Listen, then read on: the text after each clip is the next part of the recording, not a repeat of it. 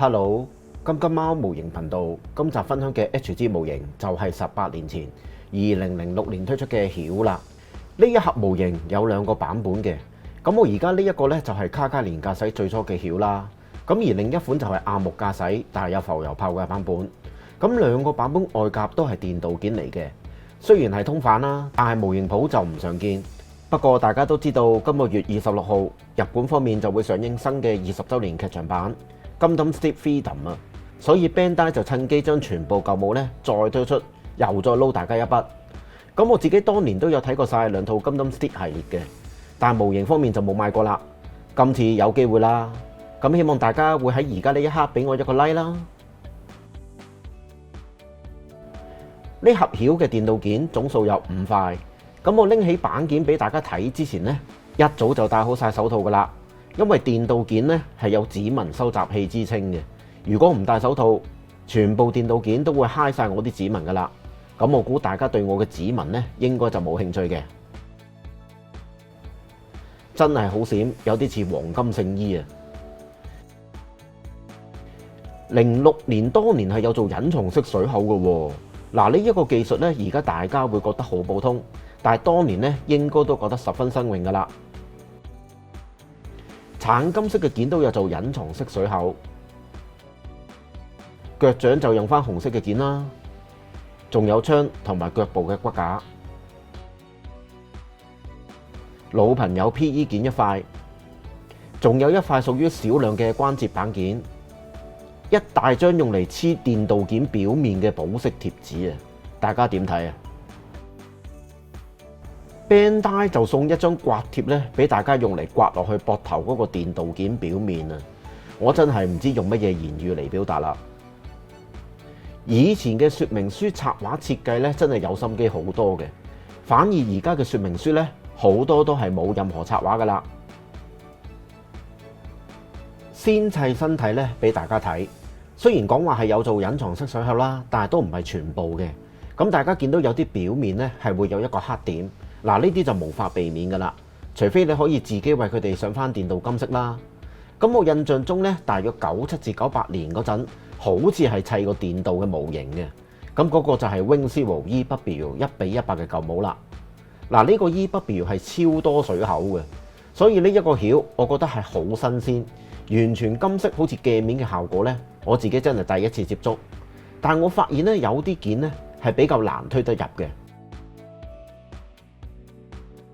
至於頭部就由7件電導件組成，最難嘅地方呢，就係上眼部嘅貼紙啊，因為真係好驚刮花啦，所以都用咗相當嘅時間嘅。另外我發現張眼部貼紙係咪好似唔能夠完全覆蓋個眼啊？嗱，唔知道係咪我嘅錯覺啊嚇？呢張粉藍色監視器貼紙我都係決定唔黐上去啦，因為就算我用手指呢，都好難放到入去個坑槽裡面啊。頭部嘅組裝唔困難，大家可以選擇唔戴手套去砌嘅。其實咁樣做呢，手感真係會差好遠。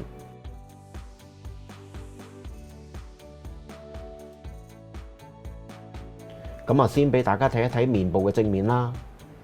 電導件就有一個問題，雖然電導係好靚啊，不過就令到成個模型嘅細節呢完全睇唔到。咁大家應該都睇得到面嘅，但係真係唔突出咯。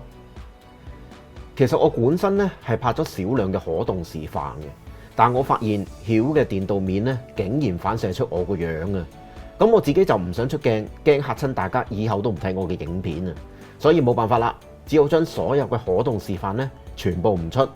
嗱，不過佢嘅可動真係唔太多，咁始終係2006年嘅舊模啦，因此要求咧就真係唔可以太多。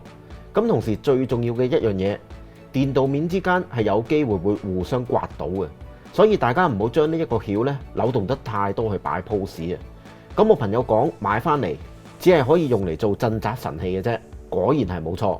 亦都講一講購入價啦，就係148蚊。咁因為有電導件，相比起同一日翻貨，例如摘果戰士啊，就貴咗接近50蚊。不過砌到呢刻，其實我想問大家會唔會因為新電影嘅熱潮而搶購呢批舊模呢？咁我都係出於好奇，路過模型鋪先至買。就唔係刻意去追求嘅。咁個店員講我聽呢，一到貨差唔多超過50幾人同時去搶啊！咁我唔知道當中呢係有幾多人真係想買模型翻去砌。咁我相信因為 Steed 系列而入高達坑嘅朋友，應該都係90年代出世嘅朋友啦。我只可以講，如果你真係中意 Steed 系列嘅機體，細個又買唔到，而家有經濟能力啦，價錢合理，真係中意咪買咯。但係我呢就會比較建議，如果有新嘅版本 RG 或者 HG， 我會建議你去買嗰幾個版本會比較開心嘅。咁有傳聞今年內呢係會推出 RG 曉嘅，所以對曉有興趣嘅朋友不妨等一等，睇睇 Bandai 事隔18年後推出嘅曉會係點樣啦。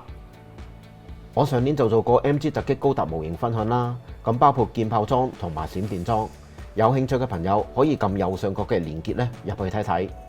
我本身咧都有諗過喺電影推出之前買翻幾盒 Steed 嘅 HG 或者 RG 系列模型分享嘅，咁當湊下熱鬧啊嘛。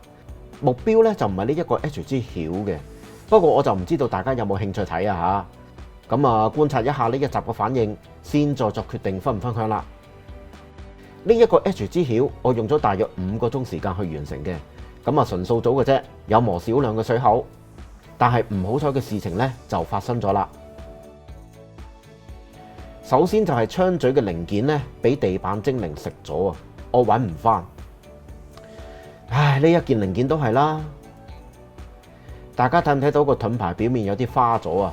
又係唔小心跌咗落地啊！咁好輕易咧就花咗啦。呢張保色貼紙我最後只係用咗眼嘅啫，其他黐上去都唔會穩陣噶啦。Bandai 分明就想訓練大家咧點樣用刮貼嘅。咁刮電鍍表面而唔花嘅技術，我就唔搏啦。始終係06年嘅舊模啦，咁膊頭甲比例真係有啲過大嘅。咁另外2條位於膊頭甲頂嘅縫，我相信應該唔會有朋友將電鍍件做無縫啩。入面膊頭亦都有條縫，手腕呢個位置都有嘅。由於採用前後夾，身體呢一個位有一條縫都係預計之內。大髀後面亦都有縫，2支 VSBL 炮都係有好大條縫嘅。我再重複講多一次啦，呢一個 HG 曉始終係18年前嘅產物，如果要做到完全無縫，又要有高可動，相信又太過強人所難嘅。嗱，零件方面大部分都有做隱藏式水口，但係如果剪電鍍面嗰陣呢，都係要小心，有時真係要剪到好貼嘅。唔係嘅話，兩件零件係合唔到。我試過係要用大力金剛指嘅。